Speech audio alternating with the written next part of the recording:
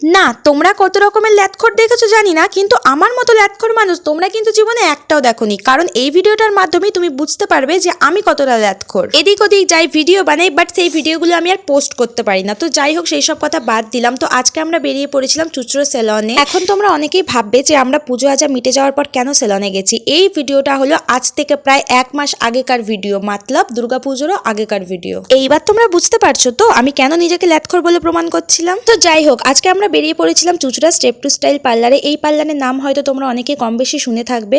না, এখানে আমি নিজের জন্য কিছু করাতে যাইনি, কারণ আমি জীবনে নিজের চুলের বলো, নিজের স্কিনের বলো, কোনো রকম ট্রিটমেন্টই আমি পার্লার থেকে নিইনি। এখানে এসেছিলাম আমি আমার মাসির জন্য, আমার মাসির চুলে একটা হেয়ার কালার করাবে, তাই জন্য। By the way guys, last পর্যন্ত কিন্তু আমি নিজের চুলে একটা হেয়ার কাট করিয়েছিলাম। তোমাদের সাথে কথা বলতে বলতে আমার মাসির এদিকে হেয়ার কালার করা কমপ্লিট হয়ে গেছে। তো দাঁড়াও, তোমাদের সাথে ফাইনাল রেজাল্টটা আমি শেয়ার করি। তো ফাইনাল রেজাল্টটা তোমরা একবার দেখো, জাস্ট ওয়াও লাগছে চুলটা। দেন তারপর আমরা ওখান থেকে বেরিয়ে পড়লাম। প্রায় রাত 10টার কাছাকাছি হয়ে গেছে। এবার আমাদেরকে বাড়ি ফিরতে হবে। তো বাড়ি ফেরার পথে কিছুটা খাবার কিনে নিলাম, আর তারপর আমরা গেছিলাম আমার হাজবেন্ডের দোকানে। এই দোকানটা হচ্ছে আমার হাজবেন্ড এখানে কাজ করে। তো তারপর আমরা ওখান থেকে আমার হাজবেন্ডকে নিয়ে সোজা চলে এলাম বাড়ির উদ্দেশ্যে। তো চলো আমরা বাড়ি যাই। তোমরা নেক্সট মিনি ব্লগের জন্য চ্যানেলটাকে সাবস্ক্রাইব করে দাও। দেখা হচ্ছে নেক্সট মিনি ব্লগে। বাই।